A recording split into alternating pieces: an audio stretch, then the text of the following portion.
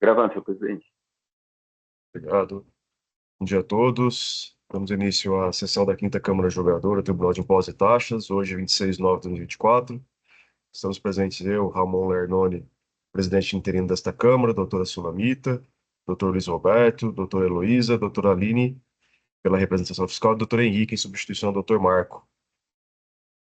Pela ordem da pauta, primeiro processo para o qual consta solicitação de sustentação oral, é o processo 4.142.245 da Terioso Açúcar e Energia Brasil S.A. de minha relatoria.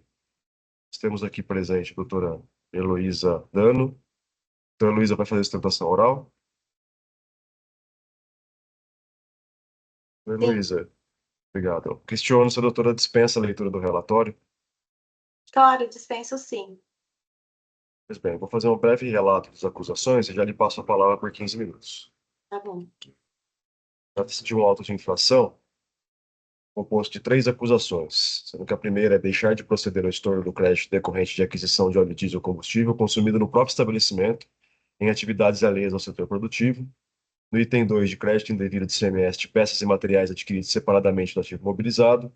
E no item 3, creditar-se devidamente a título de ressarcimento de ICMS-ST lançados em conta gráfica sem amparo na legislação do ICMS. Essas são as acusações, doutora Luiz. Eu lhe passo a palavra por 15 minutos. Muito obrigada pela palavra, senhor presidente. Prometo ser bem sucinta. Com relação à preliminar, nós temos um importante argumento referente à decadência dos fatos geradores relativos ao período de janeiro a março de 2016. Neste caso, a recorrente ela somente foi notificada da lavratura do auto de infração no dia 26 de abril de 2021, quando já decorridos os prazos de 5 anos previsto no artigo 150, parágrafo 4º do CTN, de modo que os débitos relativos ao período de janeiro a março de 2016 já estavam decaídos. Com relação ao item 1 do auto de infração, que diz respeito à suposta falta de estorno de crédito de ICMS sobre a aquisição de óleo diesel, esse primeiro auto de infração diz respeito a suposto fornecimento desse óleo diesel a terceiros e também empregados e a atividades meio. Essa é uma discussão já velha nesse tribunal, já bastante debatida, mas eu gostaria de ressaltar que a recorrente ela possui um parecer acostado às folhas, só um minuto, 948, 979, que demonstra que o óleo diesel utilizado no processo produtivo é um insumo, é um bem necessário para a produção do açúcar e álcool. Isso porque na produção do açúcar e álcool, ela também é responsável pela plantação da cana-de-açúcar, e como é sabido, a plantação de cana-de-açúcar possui diversas etapas, desde o transporte das mudas, das escavações, da plantação, da colheita da cana e do transporte dessa cana até a indústria da recorrente. E parte dessas atividades são são realizadas por prestadores de serviço. Esses prestadores de serviços, eles abastecem no próprio estabelecimento da recorrente, porque são máquinas de grande porte, então não tem muito como se locomover. E aí a douta fiscalização, ela entendeu que esse óleo diesel que foi utilizado nessas máquinas, na verdade, seriam créditos de terceiro e não créditos da recorrente. Ocorre que, pelo princípio da não cumulatividade e também conforme autorizado pela decisão normativa CAT 1 de 2001, independentemente da titularidade do óleo diesel, isto é, se pertence a se foi utilizado em maquinárias de terceiros ou não, o importante é que esse óleo diesel ele foi um bem necessário para a consecução da atividade fim da recorrente, que é a produção do açúcar e álcool. Nesse item 1 também tem autuação referente ao suposto utilização desse óleo diesel em atividades meio, como de manutenção de estradas e vias da fazenda e também em utilização de caminhões-comboios. É necessário a manutenção constante dessas vias nas fazendas para que esses maquinários eles consigam transitar durante a plantação da cana-de-açúcar. E os caminhões-comboios, por exemplo, eles são extremamente importantes no combate de princípios de incêndios, que é bem comum nesse ramo de atividade, sob pena desse fogo, desse incêndio se alastrar, e aí há a perda de diversos hectares de cana-de-açúcar.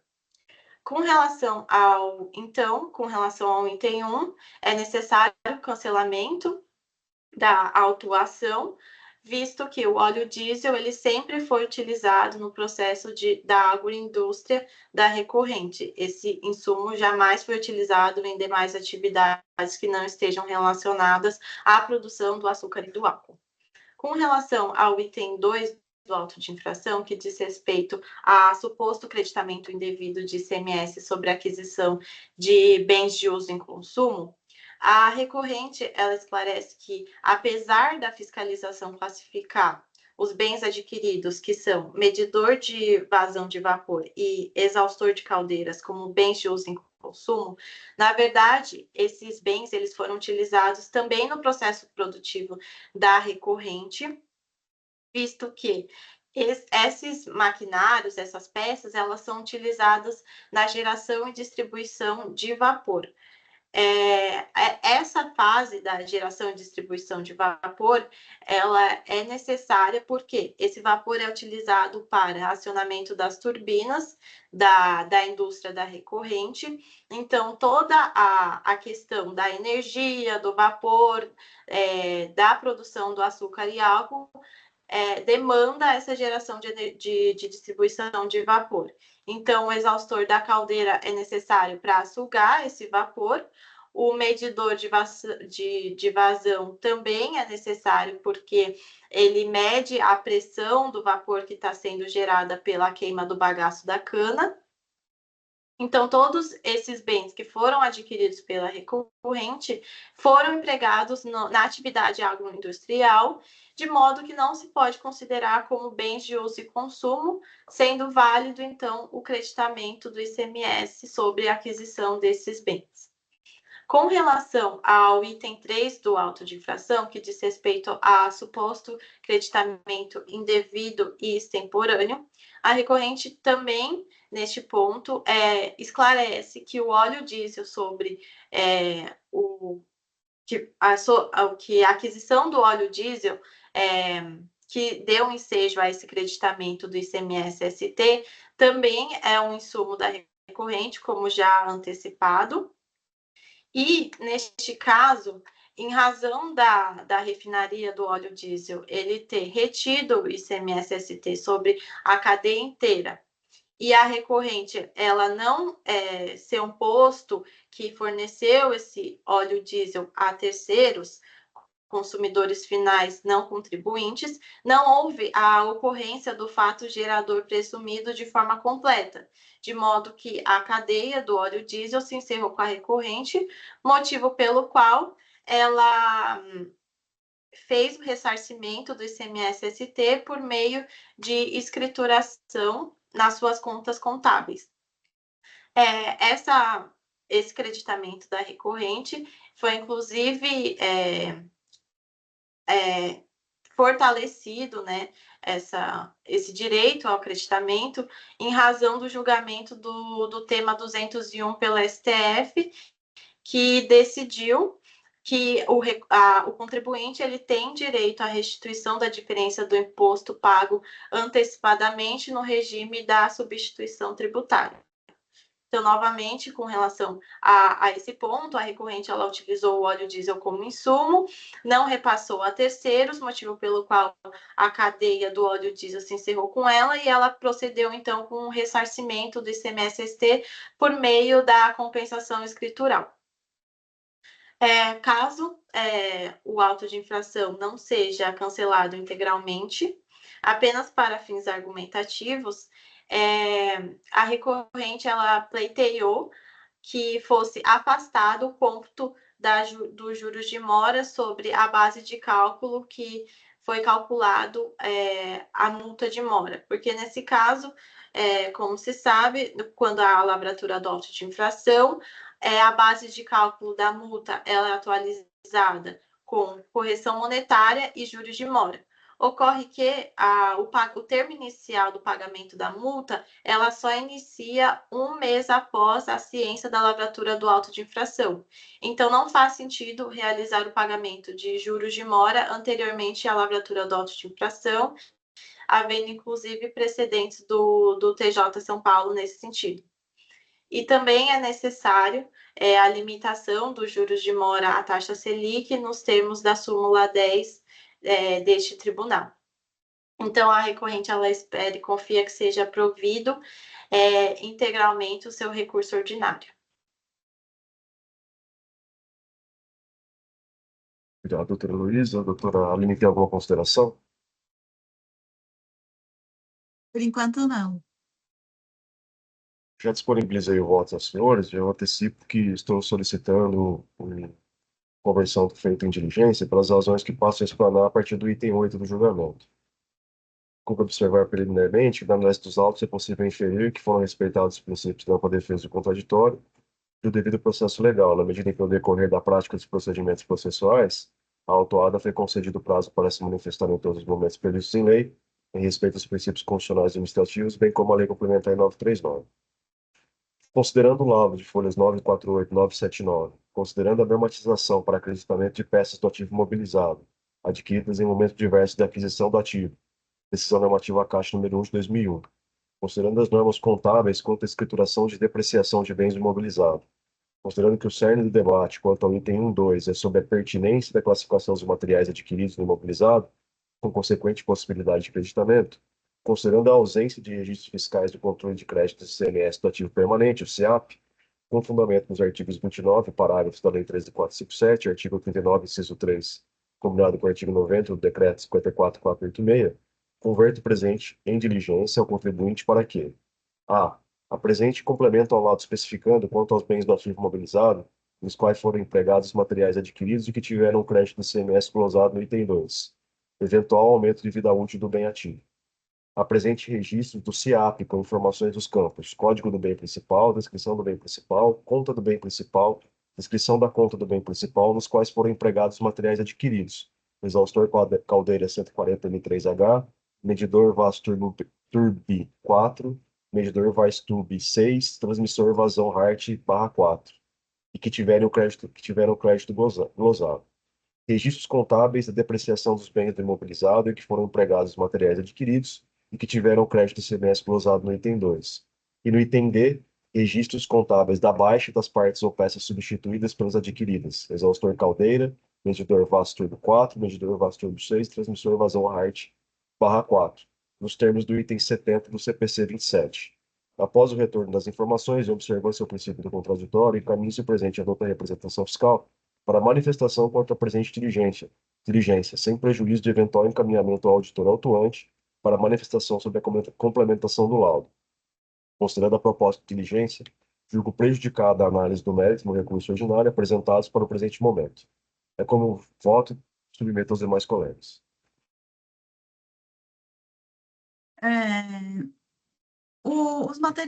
Esses materiais foram classificados como do ativo imobilizado mesmo? Ou o crédito foi do ativo imobilizado? O crédito que foi tomado pelo contribuinte foi de ativo imobilizado. Foi registrado como ativo imobilizado. Exato. Só uma observação, porque, na verdade, é a portaria CAT, na decisão, no voto, está a portaria CAT 1 de 2001, é a 1 de 2000, né, das partes e peças de equipamentos. Partes e peças empregadas nas máquinas e equipamentos, já do ativo mobilizado.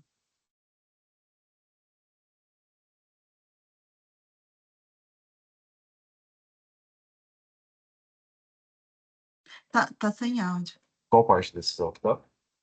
Oi? Tá no do voto? Tá no 10. Ah, tá, não voto mesmo. Tá, serão os dois. Não é em relação à decisão normativa CAT 1 de 2001? Isso, uma decisão normativa CAT 1 de 2001. Isso. Então, mas Não, é porque de partes e peças do ativo imobilizado, não, eu só observei que em relação a partes e peças do ativo imobilizado, é a 1 de 2000 que trata. Porque tem a 1 de 2001 e a 1 e de a 1 de 2000. 2000. A Eu 1 de tenho, 2001 é eu dos tô em dúvida, materiais né? de uso e consumo, e a 1 de 2000 é das partes e peças que vão compor ali o ativo Exato, imobilizado, exato. empregados no ativo imobilizado. Comprado separadamente, São, né? elas são duas portarias e elas tratam de forma separada. É duas decisões normativas que tratam de forma separada. Então, vou alterar aqui no processo. Obrigado, Cláudio. Tenta, tá correto?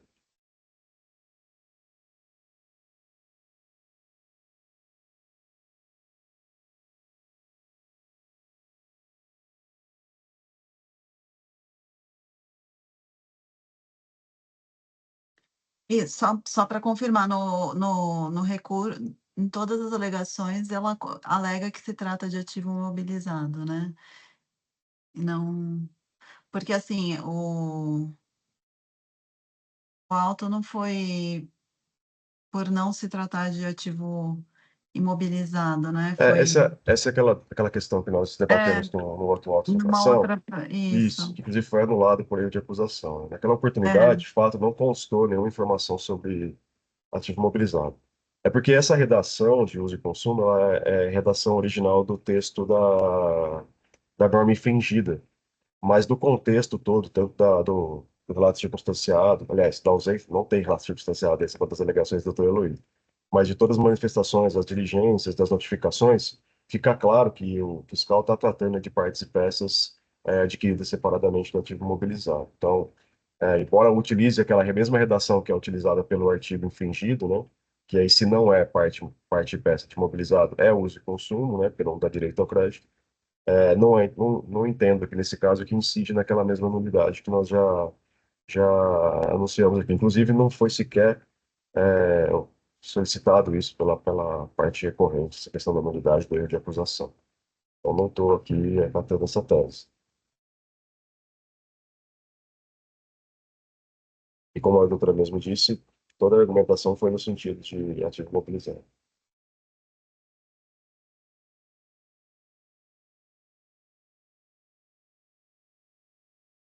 Mas eu acho que eu volto aqui.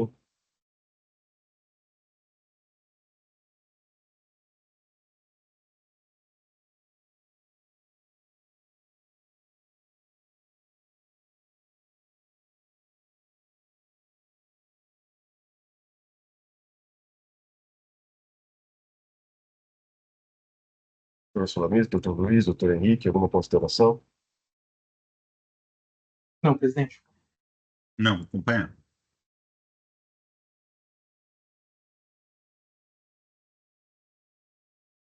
Encerrando debates. Verificando o quórum.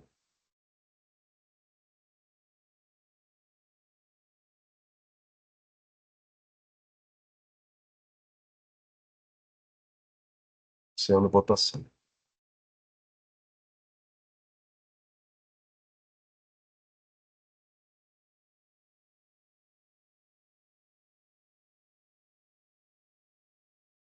Encerrando votação. Aconteceu o resultado, doutor Luiz. Então, o processo foi convertido em diligência ao contribuinte, tá? Para que atenda aquelas requisições que constam no voto. Votação unânime. Doutora, pode ficar à vontade para permanecer na Câmara. Se quiser também se retirar, fique à vontade. Obrigado. Muito obrigada a todos. Bom dia.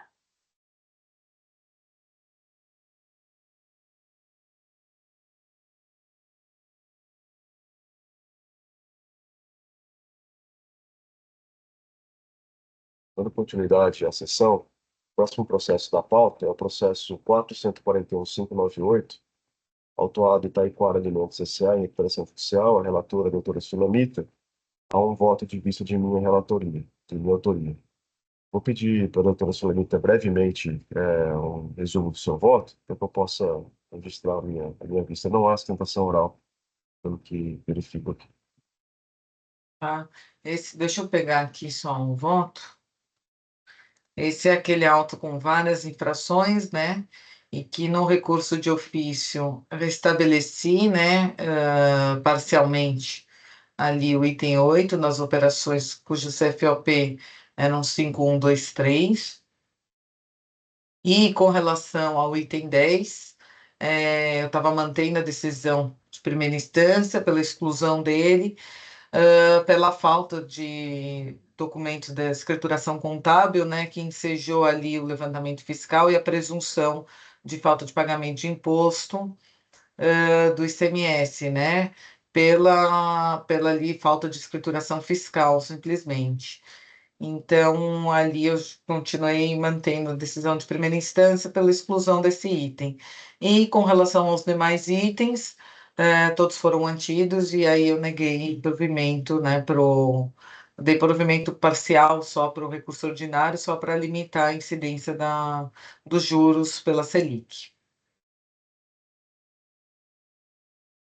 Obrigado, doutora Sulamita. Vou registrar meu voto.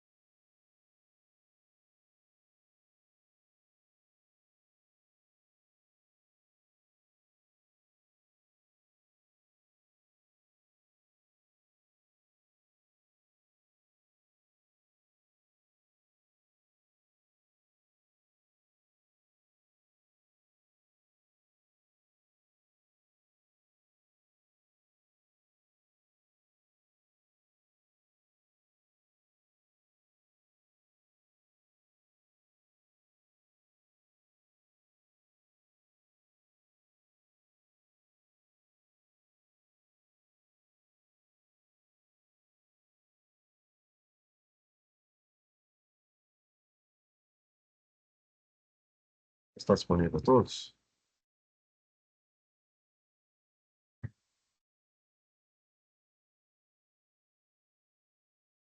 Essa leitura, então, do voto. E de vista do presente processo, para melhor analisar a respeitável decisão da eminente juíza relatora, notadamente quanto ao não provimento do recurso de ofício quanto ao item 410. Tendo em vista a completude e clareza do relatório, do eminente relator, o adoto integralmente para o presente voto de vista. Entendeu o eminente relator no juramento de recurso de ofício, corroborando a decisão recorrida aqui, e aqui abro aspas para transcrever o voto da doutora Sulamita. Cumpre transcrever também a acusação, aí trago aqui o relato da acusação também. Por sua vez, a decisão recorrida assim se pronunciou sobre o item 410 ao cancelar a acusação. Também trago aqui parte da decisão que cancelou o item 410 do auto de infração. No item 4 da minha decisão, como dito, pedi vista para melhor analisar a questão sob o fundamento de que a ausência de prova de escrituração contábil por parte do fisco afastaria a presunção legal de omissão de recurso e, após confrontar tal entendimento com a legislação de regência, notadamente o artigo 509 e 509-A, se a mera demonstração de falta de escrituração supriria a falta de escrituração contábil ou ao menos serviria para inverter o ônus probatório. Compreendo que a intelecção construída pela eminente relatora, como pelo julgador de origem, deve prevalecer, pois não há como presumir, pela falta de escrituração fiscal, por um salto, diretamente a omissão de receitas, sem antes demonstrar a falta de escrituração contábil, como habilmente demonstrou o julgador Acó. Pelo exposto, rendendo minhas homenagens ao voto da eminente relatora, eu acompanho na íntegra, na parte dispositiva, conheço o recurso de ofício do parcial provimento para restabelecer a multa do item 8 do AIM com relação às operações CFOP 5123, que são normalmente tributadas, mantendo a exclusão do item 10, julgado improcedente, bem como conheço o recurso ordinário do parcial provimento para que se mantenha a decisão de primeiro grau com relação aos demais itens da autuação, limitando-se a incidência dos juros de mora à taxa Selic, conforme o súmula 10 do TIT, é como eu voto, submeto aos demais colegas. Então, aqui estou acompanhando integralmente, doutora Sulamita.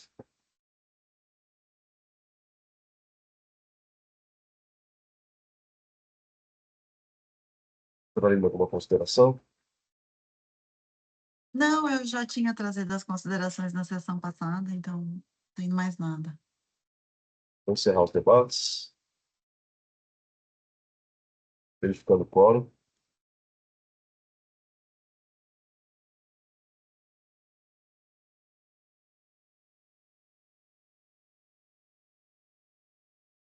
Iniciando a votação.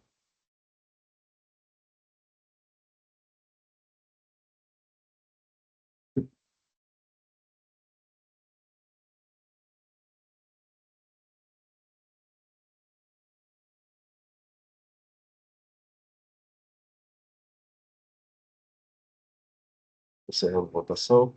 Doutor Ramon, só uma questão.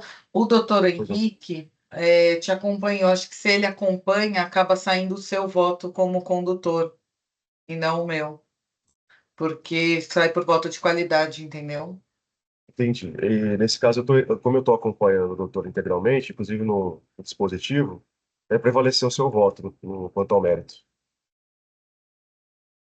Não, tudo bem, mas é que eu acho que vai aparecer como condutor o seu primeiro quando sair a publicação, porque ele vai sair como vencedor, entendeu? Entendi. Mas eu acho que não tem como a gente evitar isso, doutora Sulamita. Eu não consigo Não, eu fazer. acho que como você está me acompanhando, acho que o certo era o doutor Henrique me acompanhar também para ele sair como condutor, né? Que Sim, dá na mesma. facilitaria, exato. É verdade. Vou reabrir Não, debate, doutora Henrique, perfeito. então? Não, perfeito. Eu tinha entendido que como estava acompanhando ela no seu voto, era Na, indiferente. na prática é isso, mas a doutora Sulamita realmente, isso é verdade, vai aparecer o meu como condutor por causa da presidência. Eu vou Uhum. reabrir debates.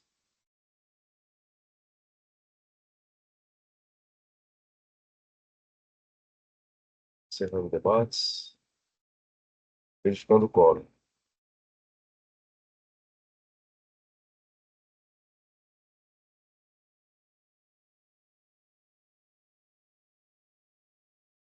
Encerrando a votação.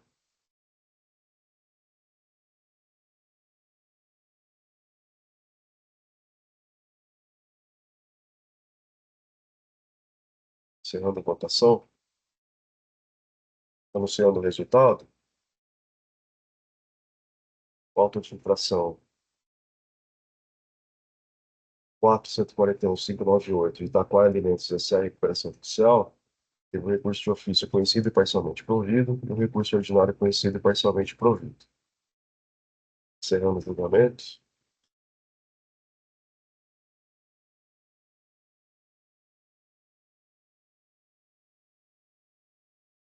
Próximo processo na minha ordem aqui é o processo 5034.954, Alcoóis, Comércio, Produtos Químicos, CDI. Relatora, doutora Sulamita. Não há pedido de sustentação oral. Doutora Sulamita, tem a palavra para a leitura do breve relatório e proferimento do voto. Obrigada, presidente.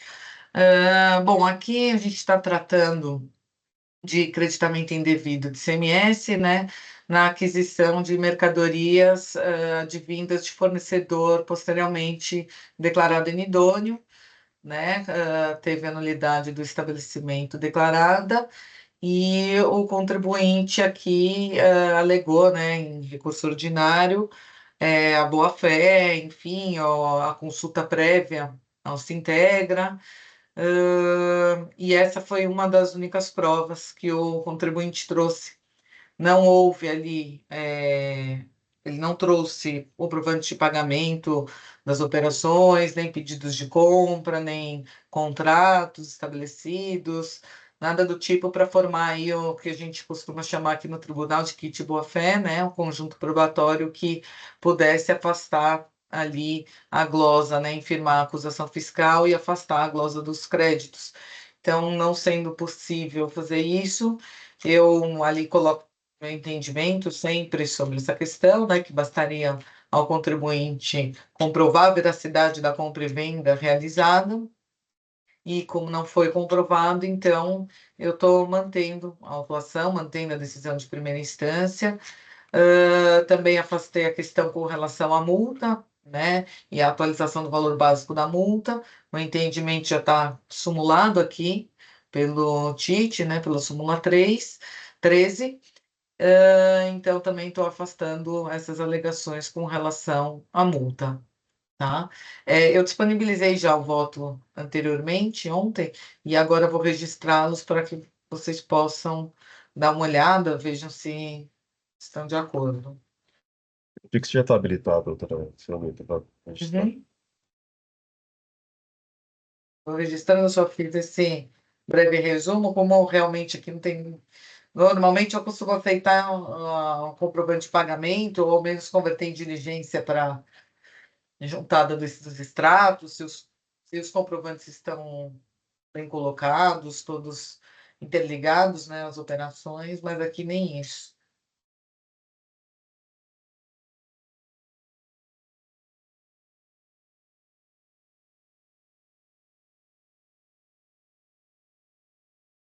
Já registrei meu voto, se puderem confirmar se está disponível.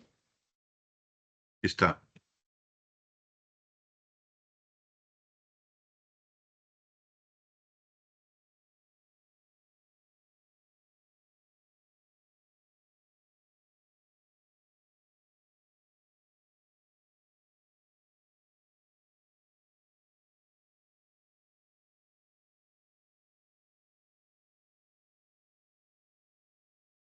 Pois bem, a doutora Filamenta já fez um resumo do voto.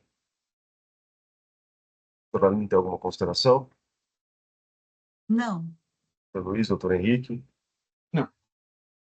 Também não tenho nenhuma Não. consideração. Vou parabenizar a doutora Sulamita pelo voto e vou acompanhá-la integralmente. Estou encerrando debates. Verificando o quórum.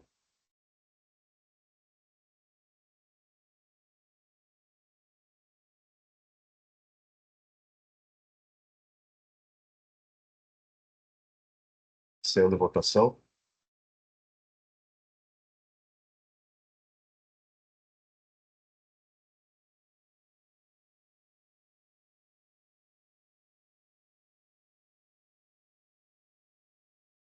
Encerrando a votação. Anunciando o resultado. Voto de infração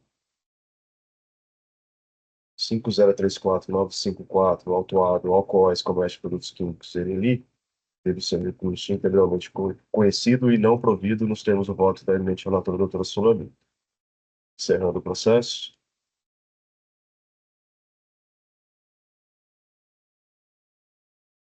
Próximo processo, na pauta de julgamento, é o processo de minha relatoria, auto de infração SECO 035068, Dori Alimentos S.A. Não há pedido de sustentação oral, nem tanto representantes presentes. Fazer uma breve leitura da população, só um minuto.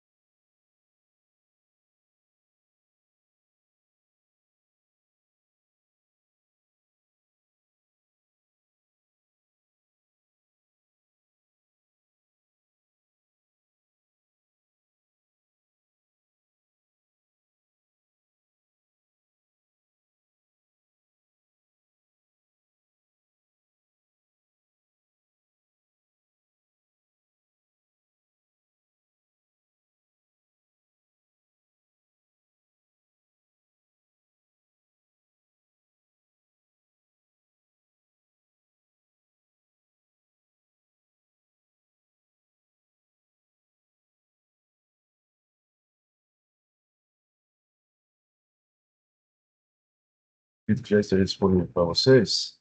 O trata-se de um auto de infração, então, composto por 3 itens de acusação. O item 1 e 1.2 é referente à falta de pagamento de CMS por ter indicado a Zona Franca de Manaus como destino de mercadorias, mas não comprovar seu devido ingresso, seja na Zona Franca, seja na área de livre comércio. O item 2.3 é deixar de proceder ao estorno do crédito decorrente da saída subsequente isenta, circunstância imprevisível na data da entrada da mercadoria. A decisão recolhida julgou procedente a acusação. Faço a leitura, então, do voto nos itens... No item 11 da decisão. Não atinge. Aqui. Pois bem, o fisco paulista acusa o recorrente nos itens. Não sei bem, já errou no primeiro parágrafo. Item 1 e 1.2, da prática de deixar de pagar ICMS pelo fato de ter indicado a Zona Franca e a área de livre comércio como destino das mercadorias, mas seu ingresso não foi comprovado, com fundamento no artigo 84, parágrafos do RICMS. Porta colacionada disposto no artigo 84, parágrafo do anexo 1 do RICMS. O RICMS é tido por infringido nesses itens. Aí trago aqui a redação, propriamente quanto aos parágrafos 3º, 5º, 6º, 7º que grifei. 7º e 9º que grifei. No item 3 da decisão. Tendo em vista a discussão no presente caso, versar sobre o Instituto da Isenção, necessários alguns esclarecimentos sobre tal instituto, bem como sobre os dispositivos do Código Tributário Nacional que o delineiam, notadamente quanto aos parâmetros interpretativos dos dispositivos que o regulamentam. A isenção é uma das duas hipóteses de exclusão do crédito tributário e que impede a constituição deste último. É uma situação na qual, embora tenha havido o fato gerador e a consequente nascimento da obrigação tributária, não pode haver o lançamento. É uma exceção à regra geral da tributação. No presente caso, a isenção do artigo 84, parágrafo do anexo 1 do RICMS, é também uma exceção ao princípio da não discriminação em razão da procedência do destino, esculpido no artigo 152 da Constituição Federal. A doutrina ensina ainda que a isenção pode ser concedida em caráter geral ou em caráter individual. Haverá isenção em caráter individual quando a lei restringir a abrangência do benefício às pessoas que preenchem determinados requisitos, de forma que o gozo dependerá de requerimento formulado à administração tributária no qual se comprove o cumprimento dos pressupostos legais. Esta última é o tipo de isenção que se discute no presente caso, para o qual, nos termos do artigo 179 do CTN, a autoridade administrativa deve analisar cada caso, verificando se o interessado preencheu as condições e requisitos para o gozo do benefício. Aí trago aqui a redação do artigo 179 e parágrafos. Observe-se que o artigo 179 remete ao artigo 155 do CTN, o qual determina a anulação. A lei fala em revogação do benefício de ofício, sempre que se apure que o beneficiário não satisfazia ou deixou as condições ou requisitos para a concessão própria. No presente caso, a legislação estadual paulista determinou no artigo 84, parágrafo do anexo 1, que pormenoriza o artigo 8º do mesmo diploma, as condições para a fruição do benefício da isenção sobre mercadorias destinadas à Zona Franca. Dentre essas condições está a comprovação do ingresso da mercadoria na área incentivada pela SUFRAMA, por meio de declaração até o convênio CMS 74/2009, 18 de 2019, ou por meio de disponibilização de evento da nota fiscal eletrônica, após o convênio CMS 134 de 2019, e subsidiariamente por meio de vistoria técnica, vistoria extemporânea nos termos do parágrafo 6º e 7º do referido artigo 84. Para o caso da isenção, exceção à regra de tributação e à regra da não discriminação contra o destino, existe um dispositivo do CTN que delineia os limites interpretativos dos dispositivos que tratam do benefício fiscal. Exclui o crédito tributário. Trata-se do artigo 111, inciso 2 do CTN, que fala da interpretação literal da legislação tributária que dispõe sobre a outorga de isenção. O referido artigo 111 busca dar aplicabilidade ao princípio da hermenêutica de que as exceções devem ser interpretadas estritamente, sem a possibilidade de restrições, ampliações ou analogias, sob pena de permitir que as exceções suplantem as regras. A regra para o direito tributário é de que, havendo a ocorrência do fato gerador, o crédito tributário deve ser constituído e o tributo exigido. Observe-se que o artigo 111 enfatiza a aplicação da regra interpretativa ao reiterar no inciso 2 a isenção, já abrangida na hipótese de exclusão do crédito do inciso 1. No presente caso, é incontroverso que o recorrente não se desincumbiu de demonstrar que as mercadorias, objeto da autuação, foram internalizadas na Zona Franca de Manaus e áreas de livre comércio, com a apresentação das respectivas ocorrências do evento da nota fiscal, pois todas as operações remetem ao período posterior a 18 de 10 de 2019. O que a legislação do CMS exige não é o ingresso físico das mercadorias ao território abrangido pelo benefício fiscal, mas o efetivo internamento por meio de declaração SUFRAMA ou registro de evento da nota fiscal, ou subsidiariamente por meio de vistoria técnica nos termos dos parágrafos 6º e 7º do referido artigo 84. A legislação bandeirante vai ao encontro da Lei 13.451/2017, que trata da competência da SUFRAMA para regular e controlar a importação e o ingresso de mercadorias, com incentivos fiscais na Zona Franca de Manaus, nas áreas de livre comércio e na Amazônia Ocidental. E trago aqui a redação do artigo 3º dessa lei. O contribuinte, ora autuado, apresenta documentos que demonstram o destino físico das mercadorias na área incentivada, quais sejam documentos de acompanhamento de conhecimento de transporte, de folhas 2.825 a 3.025. Esta realidade foi considerada pela fiscalização, porque não foi. Foi considerada pela fiscalização que, ao construir o critério quantitativo da regra matriz de incidência, atribuiu a alíquota de 7% própria das operações de remessa de mercadorias de Estado do Sudeste para o Estado do Norte, nos termos do artigo 34, inciso 3 da lei. Tal fato também foi devidamente reconhecido pela muito bem fundamentada decisão ACOP, sem que isso macule por contradição, ao passo que diferentes para fins de isenção, o destino físico das mercadorias e o internamento jurídico exigido pela legislação. Constrói a legislação federal e estadual que o ingresso físico da mercadoria não é suficiente para demonstrar o internamento das mercadorias da Zona Franca na área de livre comércio, demandando o atendimento a requisitos jurídicos fiscalizados pela SUFRAMA.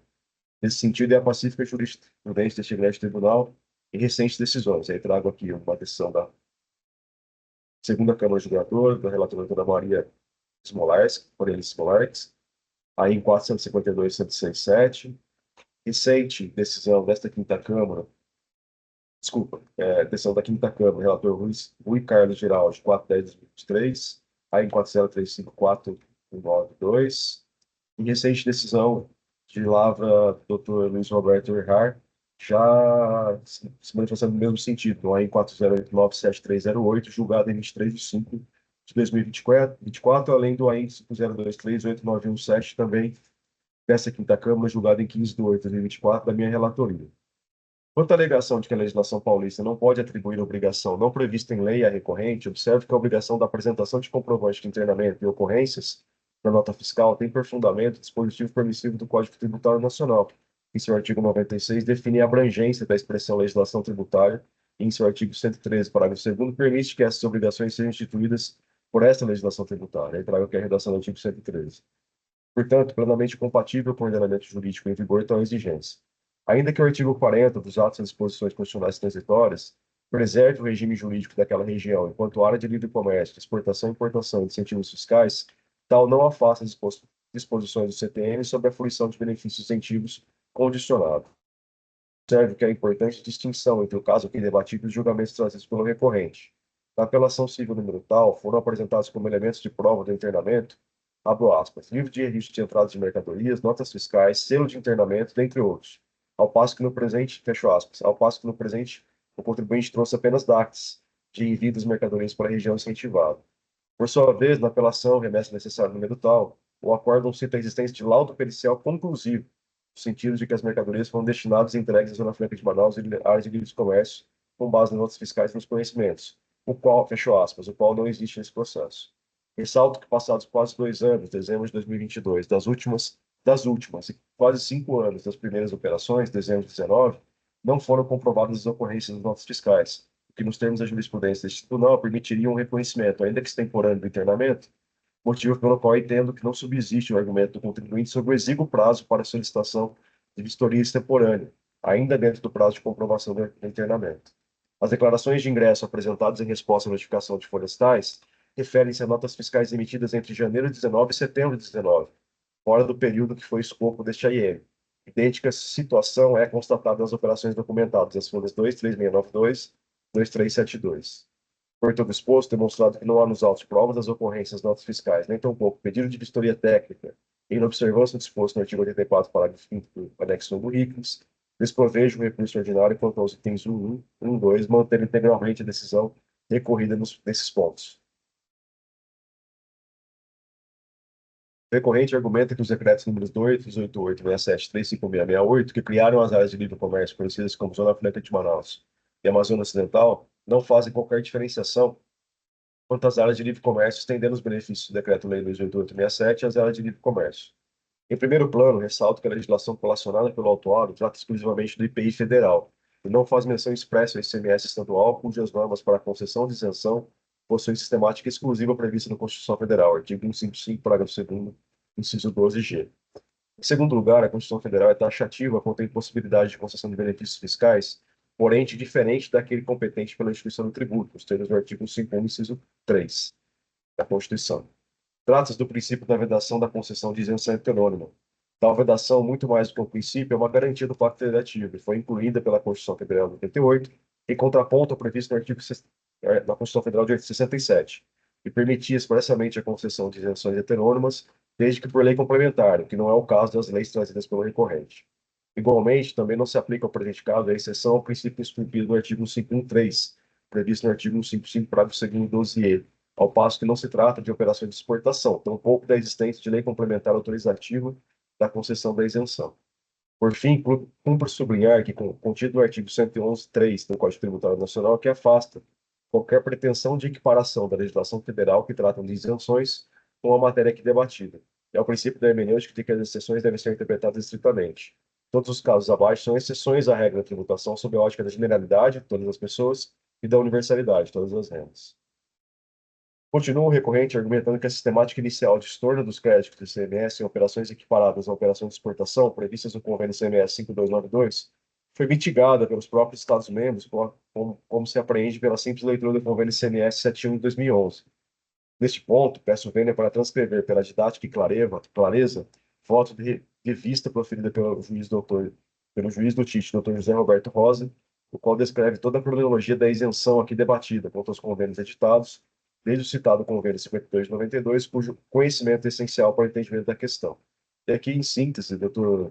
José Rosa, ele conclui que nunca existiu esse direito à manutenção de crédito nas remessas de mercadorias com isenção para a área de livre comércio para a Zona Franca de Manaus, que, na verdade, por liminar e agora é reproduzido ou reafirmado pelo Supremo Tribunal Federal, inclusive tendo o Tribunal de Impostos e Taxas como sujeito passivo, no caso, o objeto a DPF, reconhecer a manutenção do crédito no destino, né, aqui em São Paulo, não daqui para lá, no caso. Né?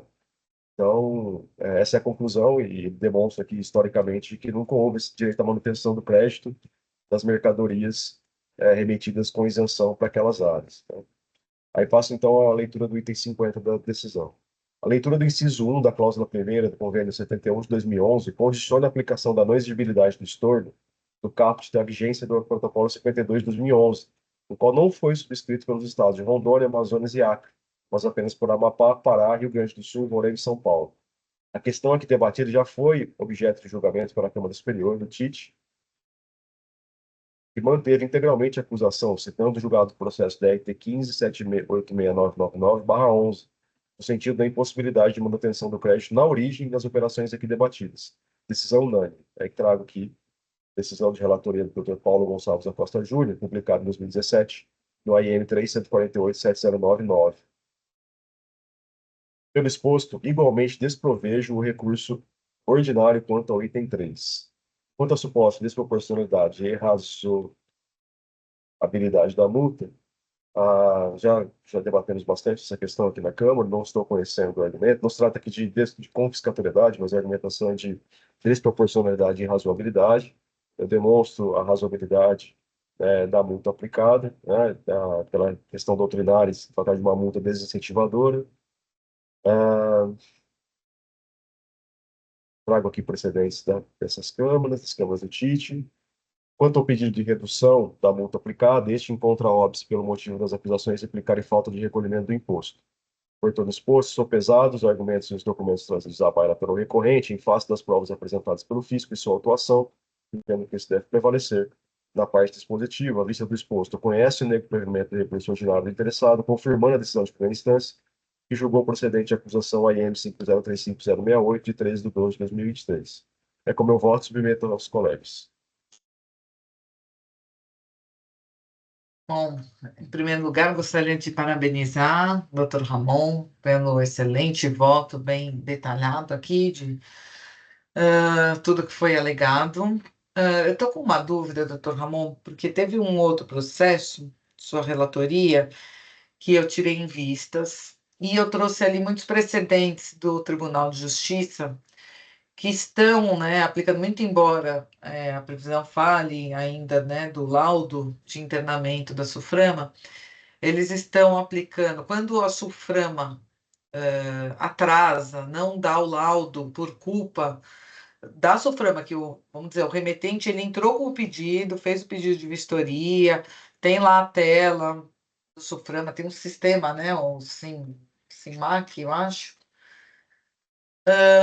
e mostra que ele entrou com o pedido e que a SUFRAMA que atrasou, enfim, e aí com todos os outros documentos, vamos dizer, robustos, que demonstram que a mercadoria realmente foi internalizada na Zona Franca de Manaus, aqui não tem dúvidas que ela entrou lá na zona, tanto que está sendo cobrado só a alíquota interestadual. Estados do Norte. Isso. Com isso, fica a dúvida se com todos os documentos, conhecimento de transporte, os livros de registro, com todas as notas fiscais contabilizadas. E eu vi no relatório, na verdade, eu não cheguei a ver nos autos, essa é a minha dúvida principal, que o contribuinte alega que tem sim as telas do SINAC,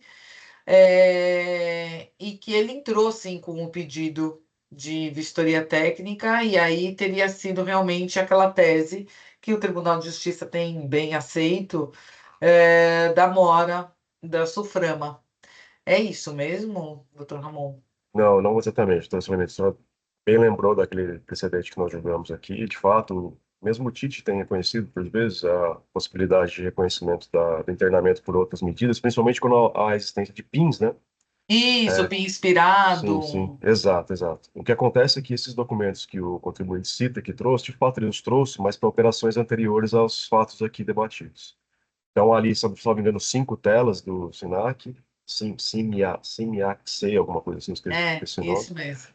e que são operações anteriores, né? As operações, salvo engano, de fevereiro, abril e Ah, então não setembro de são as operações 2019. objeto aqui em Não, discussão. não, Tá. não são. E aí ele tem declarações de internamento também, trouxe várias folhas de declarações de internamento também para operações referentes a janeiro a setembro de 2019, salvo engano. E as operações aqui debatidas são a partir de dezembro de 2022. Tá.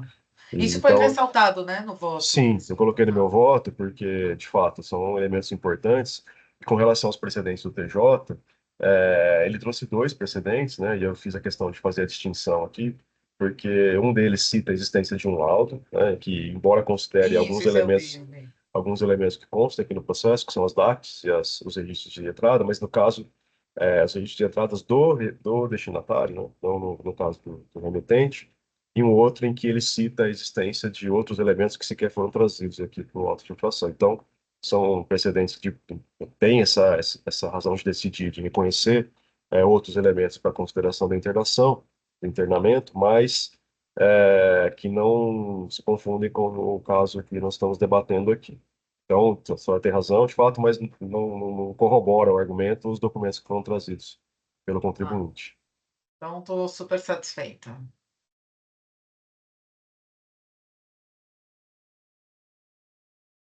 Doutor Aline, doutor Henrique, doutor Luiz, Vou acompanhar, Ramon. Brilhante volta. obrigado. É só Também acompanho. parabenizar pelo voto, pela análise feita. Obrigado. Vou encerrar debates. Verificando o quórum.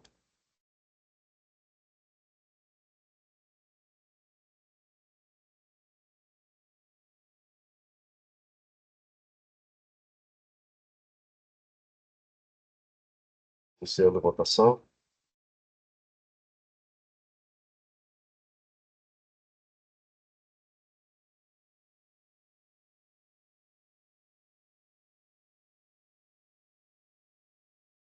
Encerrando a votação. Anunciando o resultado, no AIM 5035068, autuado Dora Alimentos S.A., o recurso foi integralmente conhecido e não provido nos termos do voto do relator Ramon Arnon. Encerrando o julgamento.